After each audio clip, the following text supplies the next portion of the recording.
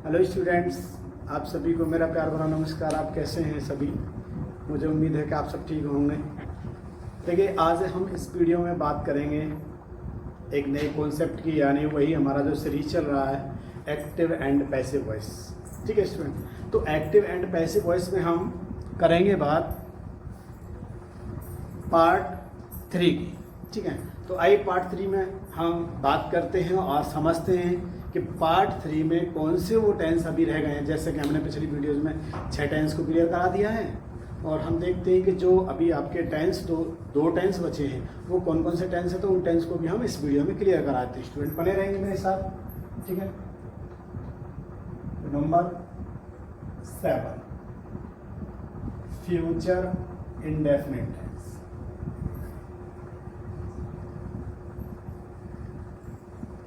Okay student, future indefinite tense. अब future indefinite tense के जो रूल्स होते हैं, क्या रूल होता है इसका, कैसे हम पैसिव वॉइस बनाते हैं, आइए देखते हैं।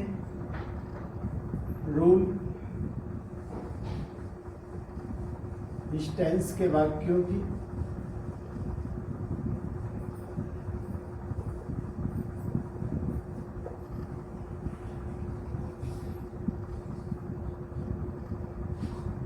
एक्टिव से पैसिव वॉइस बनाने के लिए हेल्पिंग वर्ब,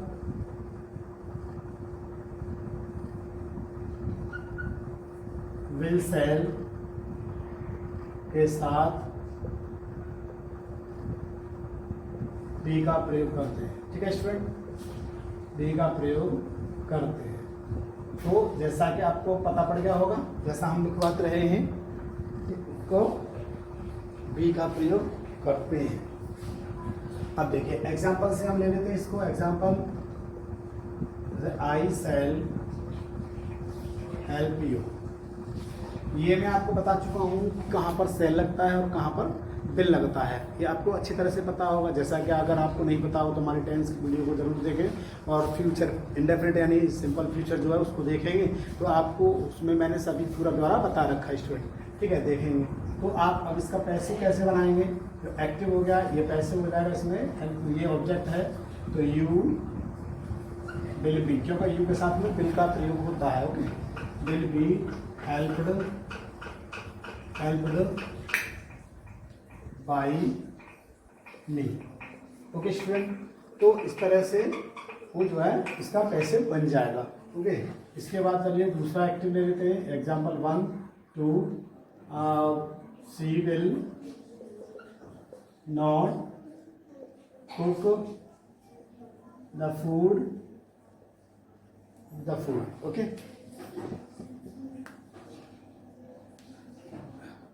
अब देखो, अब इसका हम इसमें ऑब्जेक्ट पे काम करेंगे तो ऑब्जेक्ट हो जाएगा, कैसे बनाएंगे, तो द फूड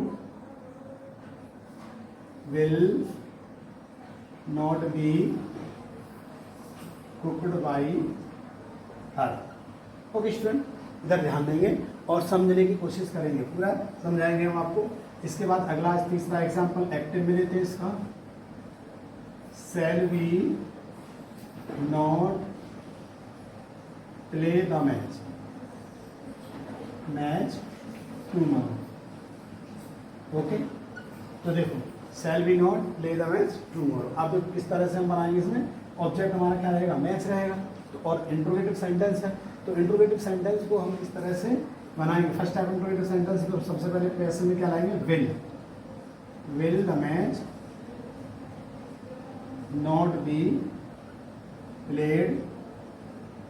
अदर वर्ड को यहाँ लाएंगे, टुमारो बाई अस, जैसा कि मैंने आपको ये बता रखा है। ओके, अब इसके बाद अगले सेंटेंस की बात करते हैं, 4th नंबर की, एक्टिव की। तो देखो, वाई विल दे नॉट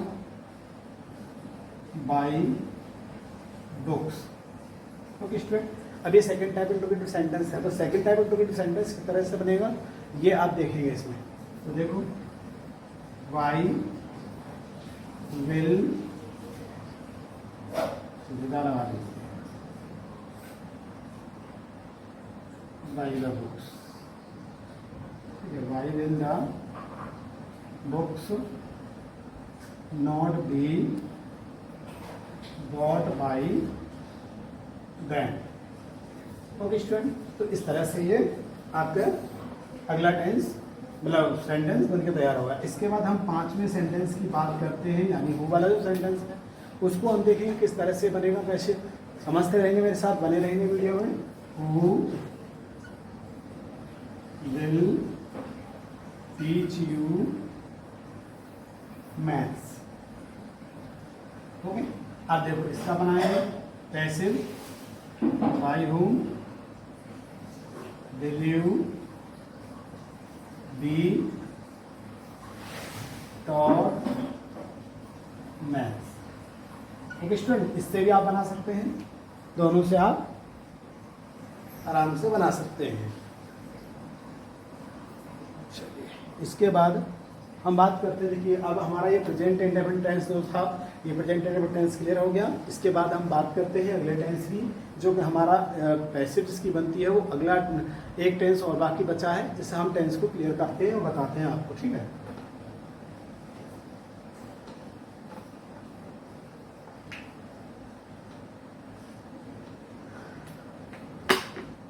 इसके बाद 8वां टेंस होगा फ्यूचर परफेक्ट टेंस। इसकी कैसे बनती है, यानी बीच में हमने एक टेंस छोड़ दिया है, यानी कि हमने छोड़ दिया कौन सा वाला, हमने जो फ्यूचर कंटिन्यूअस है उसको हमने छोड़ दिया है, क्योंकि उस टेंस के पैसिव्स नहीं बनाए जाते हैं सेंटेंस के। तो रूल क्या रहेगा इसका, देखो इस टेंस के वाक्यों की एक्टिव से पैसिव वॉइस बनाने के लिए हेल्पिंग वर्ब क्या रहती है इसकी, helping verb will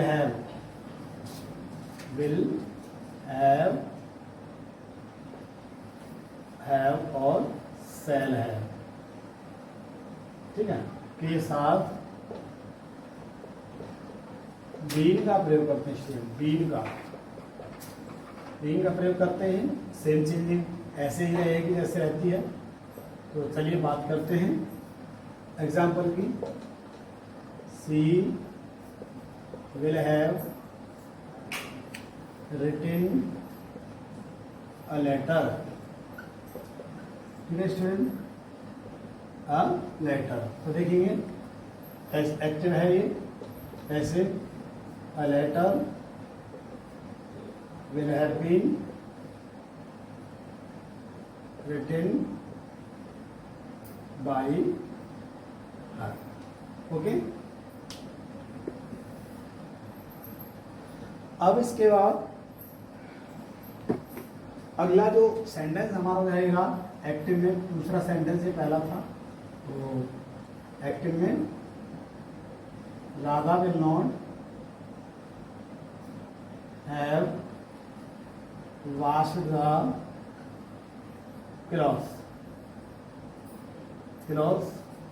before I come। देखो इसमें भी इस तरह से सेंटेंस आ जाते हैं, तो मैंने ये एग्जांपल इसलिए मैं डाल रहा हूँ ताकि आपकी समझ में आ जाए।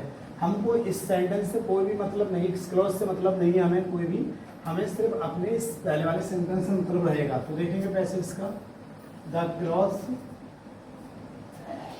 Will not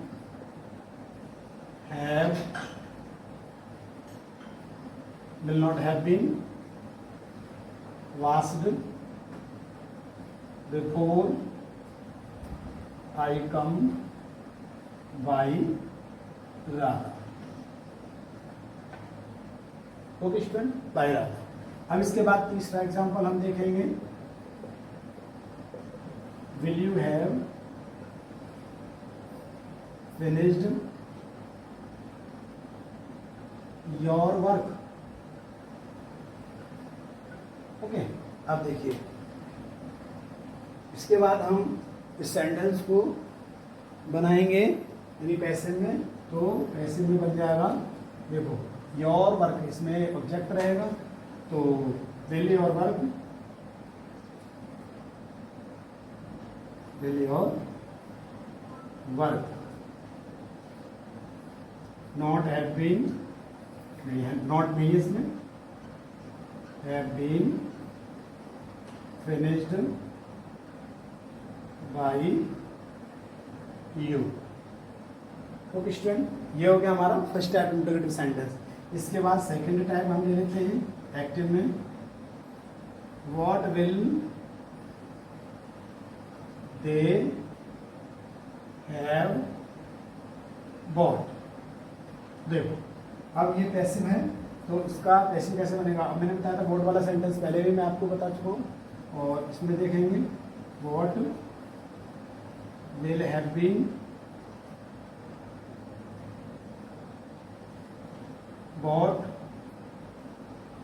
by them।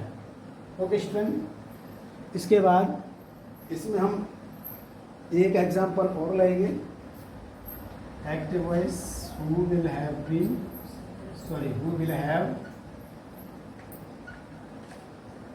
Eaten the eggs.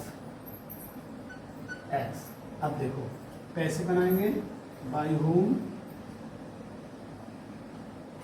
will